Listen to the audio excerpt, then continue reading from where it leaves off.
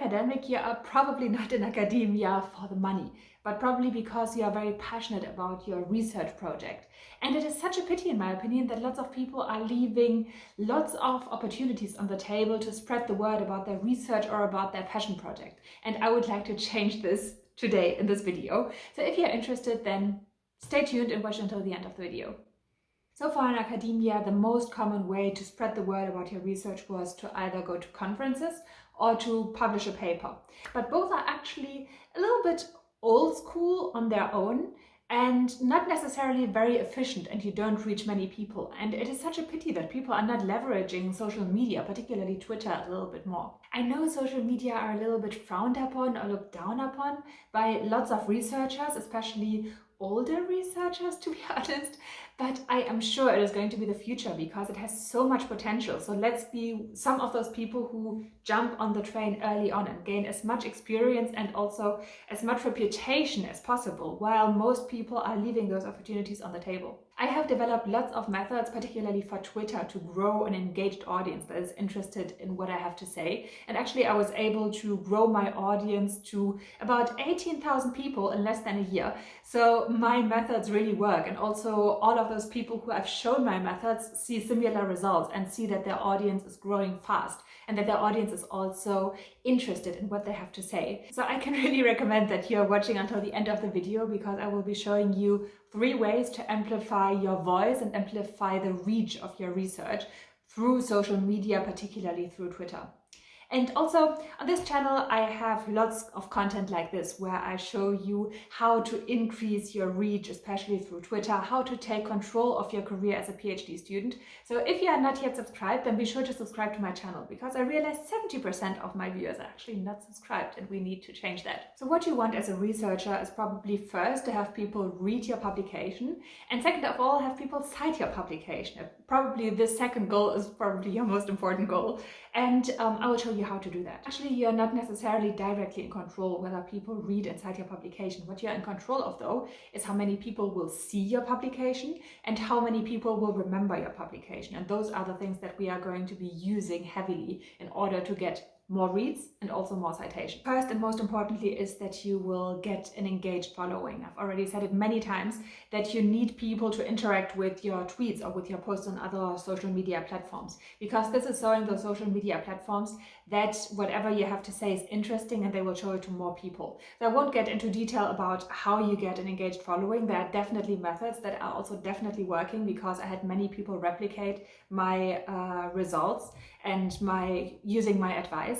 But I have a video on this, which you can find right here, in case you're interested in how to get an engaged and large Twitter following that will be interested in your publication. Next, obviously, you need to post about your publication. And there you need a particular mindset, because most people are going to fall into the trap to make it another short scientific publication in a way. And this is not going to be interesting for many people, because even though you might have a following that is interested in whatever you have to say, they might not be interested in reading a short scientific publication about your specific type of research. So what you should be doing instead is to just talk about the key findings in a fun way. So you can do, for instance, on Twitter, you can do a little thread where per tweet, if you know what a thread is, it is like a tweet and then you're connecting another tweet and then you're connecting another tweet and so on and so forth. So you can, for instance, show each of the key findings per tweet, so one key finding per tweet, and then make a fun story around it. It doesn't have to go into detail, because the people that are going to cite you are going to click on your publication anyway. So don't try to explain everything, your whole research, in this one thread. The only goal of this thread is for people to be interested enough to click on the link on your paper. So also don't forget to link to your paper in this thread. But what I see people do very often, and this is not very efficient, actually, is to say, we have been working for 4 years and finally person XYZ has managed to find this tremendous and exciting result, and then link the paper and do this in one tweet. The mistakes that have been happening in this sort of tweet is that, first of all, people don't care about you. I hate to break it to you, but people don't care about you. So don't talk about how long it took you to get the result. People are going to read this and will move to the next tweet before you are even starting to talk about the things that are interesting them. So skip all of the things that are about you and only make it about the things that are going to be interesting for your reader. So go straight into, how do you say, the juice and immediately talk about the key finding, the most important finding, and work from there. And also, this is not the time to build suspense. People are competing for your audience's attention on social media a lot, and there are lots of people who get paid to gain people's attention. They are called marketing experts. And so this is not the time to talk for a long time about your research. You should deliver your most exciting findings on a silver platter to your audience. And then again, those people that plan to cite you are still going to click on your paper. And those people that don't want to cite you or don't plan to cite you, you don't care about them anyways. So most exciting finding first. And again, I said it before, don't forget to link to your actual paper. And then finally, one way to stay in people's minds, other than to make it like a fun little exciting tweet, is to add some more character by maybe even doing a video abstract. Because most people don't really do this. And the nice thing about a video abstract is, again, you can show the most exciting findings, you can make it fun, you can link to your paper below the video abstract, and when it comes to other people doing their own publication and thinking about who to cite, they will think maybe of the girl in the green dress instead of just thinking of, a random name and a random publication. So I think adding a face to your research and making it fun and enjoyable to watch is a great way to stay in people's minds so that they will remember to cite you. And of course, you're building a relationship also on social media. If you're consistently tweeting and then finally are publishing your research, then you will not only be one random publication amongst many others on PubMed or whatever it is, whatever search engine you are using to find your research. You will be the person they have been building a relationship with over months or over years even.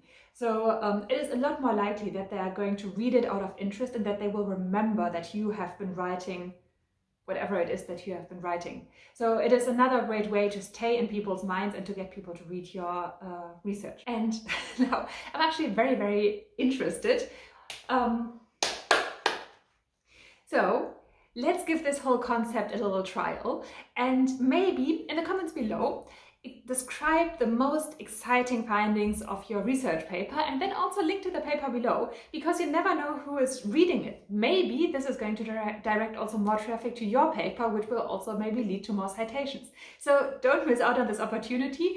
Try it out already to describe your most exciting findings and link it below. And again, if I have sparked your interest about why you should be using more social media, especially Twitter, then I also have a little Then I also have a little treat for you.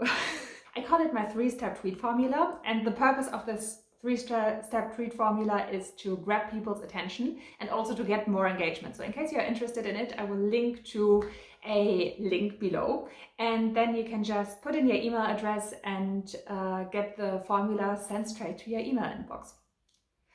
And also be sure, obviously, to follow me on Twitter. My name there is CareerConverser1. Which is a very, very memorable name, I hope. The story behind it is quite funny. Anyway, and also give this video a like, because engagement also helps me here on YouTube. So I really appreciate if you help me with that. And this way I can show my videos to more people. And again, yeah, like I said, follow me on Twitter, subscribe on YouTube, and please take good care of yourself in those difficult times. By the way, did you notice I have a new background? I'm back in my own place, and I have discovered this background by chance, because this is also where I sit at the moment and write on my computer. I don't really work on a desk, but this is only a fun fact on the side. And I've discovered this, and I thought, let's give it a try, how it looks on camera, and I think it looks quite nice. So anyway, I'm waffling. So take good care of yourself, and I hope to see you in the next video. Bye.